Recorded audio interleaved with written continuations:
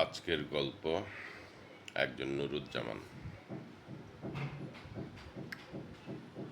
নুরুজ্জামান বাড়ি ময়মনসিংহ জেলার নান্দাইল উপজেলায় সম্ভবত। পড়াশোনা আনন্দমোহন কলেজ। সে হচ্ছে আমার ওয়াইফের ছোট ভাই। তো তার সাথে আমার ওয়াইফের পরিচয়, নাদিম ভাই আছে আমার ওয়াইফের আরেকজন সিনিয়র ভাই কলেজের, ওনার মাধ্যমে। এই নুরুজ্জামান ছিল নাদিম ভাইয়ের রুমমেট, মেসের রুমমেট। তো আমার ওয়াইফ জিজ্ঞেস করলো যে, নাদিম ভাই, এই ছেলেটাকে, এর নাম নুরুজ্জামান, দেখতে কেমন, আর এই মেসে উঠাইছেন, আপনার রুমমেট করছেন? তো নাদিম ভাই বলছিল, গুলশান, ছেলেটার ছোটবেলায় মা মারা গিয়েছে, এসএসসি পরীক্ষার পর বাবাটাও মারা গিয়েছে, তাই তার প্রতি সহানুভূতি জন্মাইছে, এজন্য তাকে আমার নিজের রুমেই রেখে দিছি রুমমেট হিসেবে। তো এইভাবেই নুরুজ্জামানের সাথে পরিচয়। তো নুরুজ্জামান আমার ওয়াইফের ছোট আপন রক্তের সম্পর্কের কেউ না হওয়ার পরেও ছোট ভাইয়ের চেয়ে খুব একটা কম ছিল বলে মনে হয় না। আমার ওয়াইফের যখন যা প্রয়োজন ছিল, দরকার ছিল, কোনো কাজের জন্য দরকারে ডাকলে নুরুজ্জামান হাজির হয়ে যেত। বলতো, আফা, ডাক বাইন, কোনো সমস্যা হলে। ছেলেটা যেরকমই হোক, তার মানসিক জোর ছিল অনেক ভালো। কোনো কিছুতে সহজে ঘাবড়াইতো না, অন্যকে সাহস দিত। বলতো, আমার ওয়াইফকে বলতো, আফা, এটা কিছুই না, সব ঠিক হয়ে যাবে, ঠিক, সব ঠিক হয়ে যাবে। নিজেও নিজেকে সান্ত্বনা দিতে পারতো এবং অন্যকে মানসিক জোর দিতে পারতো।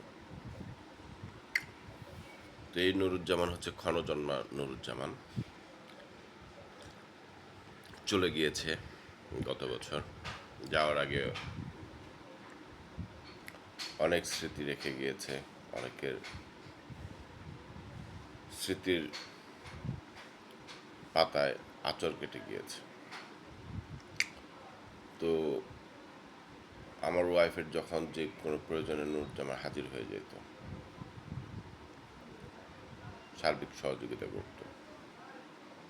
একজন দক্ষ ভাই, যোগ্য যোগ্য সহকর্মীর মতো আমার ওয়াইফের সবসময় পাশে থাকতো।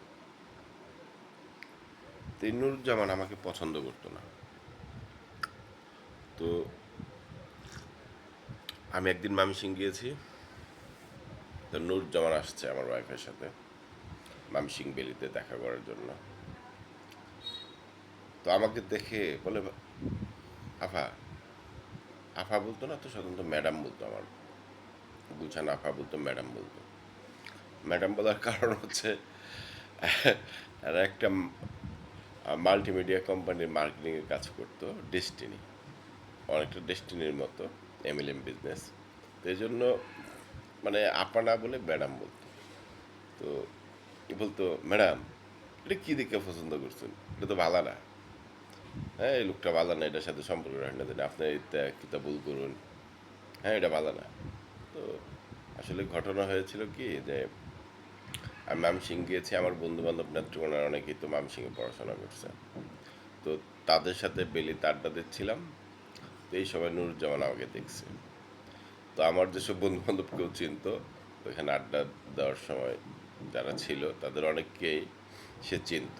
তো এদের প্রতি তার ধারণা ভালো ছিল না। এরা দুষ্ট ছিল, চঞ্চল ছিল, অসভ্য ছিল, বেদব ছিল, মানে তার দৃষ্টিতে পাজি ছিল খুব।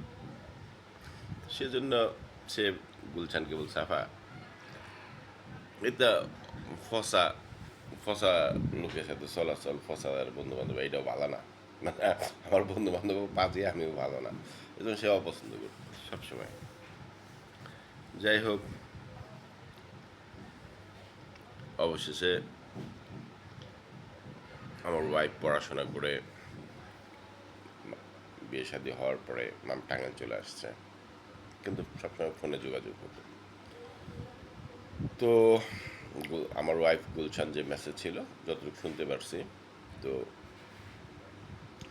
গুলশান চলে আসার পর ওইখানে ওর মেসের একটা ছোট বোন ছিল, থাকতো। আনন্দমনেই পড়তো। তো এর সাথে পরিচয়, পরে নাকি এর সাথে প্রেম হয়েছিল গুলশান, যতটুকু জানতে পারছি। প্রায় প্রায় ফোন হতো, আমার ওয়াইফের সাথে কথা হইতো, কথা বলতো যে কোনো প্রয়োজনে। বিশেষ করে আমার ওয়াইফের মানে প্রযুক্তিগত কোনো তথ্য জানার জন্য, কাজ করার জন্য দরকার পড়লে নুরুজ্জামানকে ফোন দিত।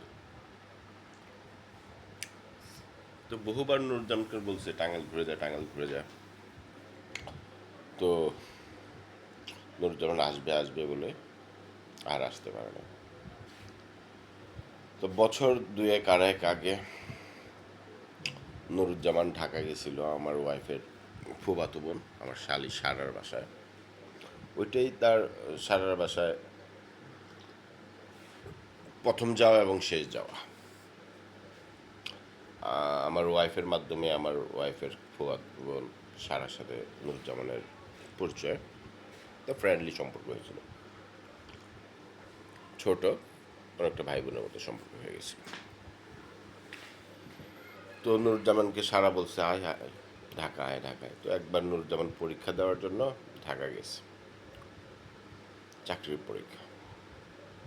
সারার বাসায় ছিল, রোজার মাস, পরীক্ষা দিছে। সারা বললো আর একটা দিন থাক, আর একটা পরীক্ষা আছে, তো এখানে থেকে যে তারপর পরীক্ষা দিয়ে যায়।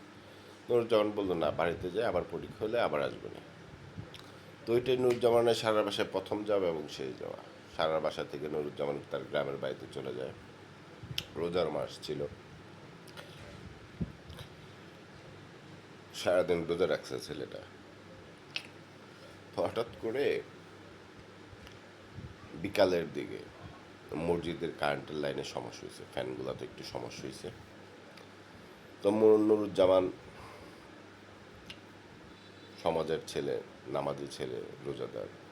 তো মসজিদের কাজে সহযোগিতা করার জন্য, ফ্যান ঠিক করার জন্য নিজে চলে যায় মসজিদে। তো সে মসজিদে ফ্যান ঠিক করতেছিল, কারেন্টের লাইনটা ঠিক করতেছিল চেয়ারে দাঁড়িয়ে। তো ফ্যান ঠিক করতে করতে করতে এমন সময় মানে ইফতারির সময় হয়ে যায়। তো মেন সুইচ বন্ধ ছিল, বন্ধ করে এসে কাজ করতেছিল। তো ভিতরে যে কাজ চলতেছিল প্রতিবেশী অনেকেরই জানা ছিল না। তো প্রতিবেশী এক মহিলা নাকি ইফতারির সময় হয়ে গেছে, আজান দিতে হবে, সাইরেন দিতে হবে, এটা ভেবে কারেন্টের সুইচ অন করে দেয়। তো নুরুজ্জামানের হাতে ধরা ছিল সেই কারেন্টের লাইন, সাথে সাথে সে শর্ট খেয়ে ছিটকে পড়ে যায়। ইফতারের আগের ঘটনা। তো তার এই অবস্থা দেখে এলাকার মানুষ সবাই জড়ো হয়ে যায় ইফতারি বাদ দিয়ে। তারপর তাকে নিয়ে ময়মনসিংহ চলে আসে, চিকিৎসা হয়, সে বেঁচে যায়, কিন্তু সে প্যারালাইজড হয়ে যায়। তার মেরুদণ্ডের হাড় মানে অসাড় হয়ে যায়, সে আর নিজে নিজে উঠতে বসতে হাঁটতে চলাফেরা করতে আর পারে না।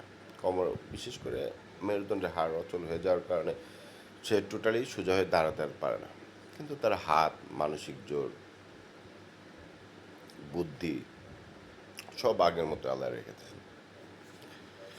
তো দীর্ঘদিন অসুস্থ থাকার পরে সে একসময় সুস্থ হয়, তাকে হুইল চেয়ারে করে তার বাড়িতে নিয়ে আসে। তার নাকি দুইটা ভাই ছিল, ভাই আছে বড়। তো তারা, সে নুরুজ্জামান দুর্ঘটনা পতিত হওয়ার পরে নুরুজ্জামানকে আপন সন্তানের মতো লালন করতেছিল, খুব আদর যত্ন করতেছিল। তো নুরুজ্জামান যেহেতু আইটি বুঝতো, আইটি সেক্টরটা ভালো বুঝতো, সেজন্য সে তার ভাইয়ের দোকানে বসতো, বিকাশের টুকটাক লেনদেন করতো। ভাইয়ের একটা দোকান ছিল, লেনদেন করতো। এভাবেই চলতেছিল, কিন্তু সে হাঁটাচলা করতে পারতো না। এর মধ্যে এক ঘটনা ঘটে। ওই যে নুরুজ্জামান যে মেয়ের সাথে প্রেম হয়েছিল, একটু সম্পর্ক হয়েছিল, তো ওই মেয়েটা নুরুজ্জামানের বাড়িতে আসে। সেই মেয়েটা নুরুজ্জামানকে বিয়ে করতে চায়। ভাই তুমি প্যারালাইজড, চলতে পারো না, তোমার তো একটা দেখাশোনা করার জন্য একটা মানুষ দরকার, আমি তোমাকে বিয়ে করবো, আসো আমরা বিয়ে করি, আমরা সংসার করি, আমি কামাই করব, তোমাকে দেখবো, পালবো। তো নুরুজ্জামান কেমন মনের মানুষ ছিল, সে মেয়েটাকে না করে দিচ্ছে, বলছে আমাকে দেখতে হবে না,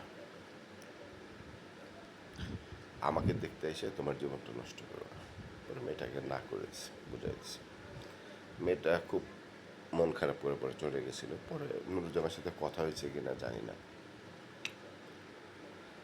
তো যাই হোক, ভাইয়ের ব্যবসার দোকানে বসে বসে টুকটাক সহযোগিতা করে ভাইদের নুরুজ্জামান ভালোই চলতেছিল, পাশাপাশি অনলাইন মার্কেটিংয়ের কাজ করে ভালো ভালো চলতেছিল, কিছু কিছু অর্থ উপার্জন করতো।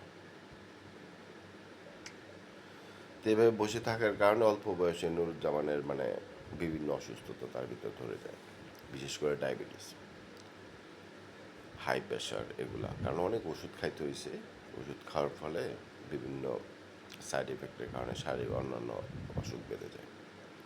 তো প্রায় প্রায় হাই প্রেশারের ওষুধ খাইতে হইতো, তারপরে আপনার ইনসুলিন দিতে হইতো ডায়াবেটিসের জন্য। তো হঠাৎ করে নুরুজ্জামানের অসুস্থতা বেড়ে যায়। তো ভাইয়েরা কি করছে, ওই ডাক্তারের কাছে না নিয়ে ফার্মেসির একজনকে নিয়ে এসে সম্ভবত ইঞ্জেকশন জাতীয় কিছু একটা দিয়ে ফেলছিল, না কি দিয়েছিল, মানে তার ডায়াবেটিস লেভেলটাও বেশি হয়ে গেছিলো, এটা চেক না করেই ওষুধ প্রয়োগ করছিল। তো সাথে সাথে নুরুজ্জামান স্ট্রোক করে। পরে তাকে আবার মেডিকেলে ভর্তি করা হয়, ময়মনসিংহ মেডিকেলে। যাই হোক, পরবর্তীতে আর নুরুজ্জামান বেঁচে যায়নি, আল্লাহর কাছে চলে গিয়েছে। ময়মনসিংহ মেডিকেলে সে স্ট্রোক অবস্থায় সে আল্লাহর কাছে চলে গিয়েছে। একটা ভুল চিকিৎসার কারণে নুরুজ্জামান আসলে, এটা হচ্ছে অজুহাত, ভুল চিকিৎসা হবে, বুঝতে পারে নাই নুরুজ্জামানের অন্যান্য অসুস্থতা বেড়ে গিয়েছিল ভুল চিকিৎসার কারণে। যাই হোক, ভুল চিকিৎসা একটা অজুহাতের মাধ্যমে নুরুজ্জামান এই দুনিয়ার মায়া ত্যাগ করে চলে গিয়েছে। কিন্তু নুরুজ্জামান চলে গিয়েছে, অনেক স্মৃতি রেখে গিয়েছে, অনেককে কাঁদিয়ে গিয়েছে। আসলে আসলে মানুষকে কাঁদাতে রক্তের সম্পর্ক লাগে না, শুধু আচার ব্যবহার, কথা দিয়ে মানুষকে কাঁদিয়ে ফেলা যায়। এই নুরুজ্জামান অসংখ্য অপরিচিত মানুষদের কাঁদিয়ে গিয়েছে, যাদের সাথে তার রক্তের কোনো সম্পর্ক ছিল না। চলার পথে একটু দেখা সাক্ষাৎ পরিচয় হয়েছিল। আমার সাথে বোধহয় নুরুজ্জামানের একবারই বোধহয় দেখা হয়েছিল, এরপরে আর দেখা হয় নাই। আমিও খুব একটা আগ্রহ দেখাইতাম না, সে আমাকেও পছন্দ করতো। পরে শেষ বেলায় হয়তো মানে আমার প্রতি তার ধারণা চেঞ্জ হয়ে গেছিল। সে ভাবছিল যে আমি টাউট তো টাইপের লোক, তার ম্যাডামকে হয়তো প্রতারণা করতে পারি, কিংবা ম্যাডাম হয়তো প্রতারিত হচ্ছে বা হবে, এই জাতীয় হয়তো চিন্তা ভাবনা ছিল। যেহেতু আমার বন্ধু বান্ধব দুষ্টগুলার সাথে তার পরিচয় ছিল, সে জানতো যে এগুলা পাজি, এগুলার মতো বোধ ভাইও। যাই হোক, নুরজামানের সাথে আমার আর দেখা সাক্ষাৎ হয়েছে কিনা আমার মনে নাই, মনে হয় নাই। আমার ওয়াইফের সাথে কথা হতো, আমি পাশ থেকে শুনতাম, ভিডিও কলে, ফোনে, বিভিন্ন ব্যাপারে। তা আমার ওয়াইফ হয়তো তার আপন ভাইদের, আত্মীয় স্বজনদের যতটুকু ভালোবাসে, নুরুজ্জামানকেও ততটুকু ভালোবাসে, ভাইয়ের মতো দেখে, তার জন্য কান্না করে, তাকে মনে করে, কষ্ট পায়, বলে আমাকে আর কখনো কেউ ম্যাডাম বলে ডাকবে না। আমি ফোন দেওয়া মাত্রই, যে কোনো প্রয়োজন, রাত নাই নিশি নাই, উল্কার বেগে ছুটে আসতো।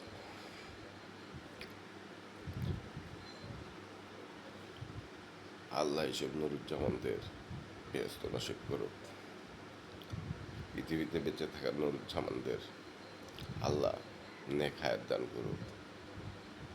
আল্লাহ নুরুজ্জামানের কবরকে জান্নাতের বাগান করুক।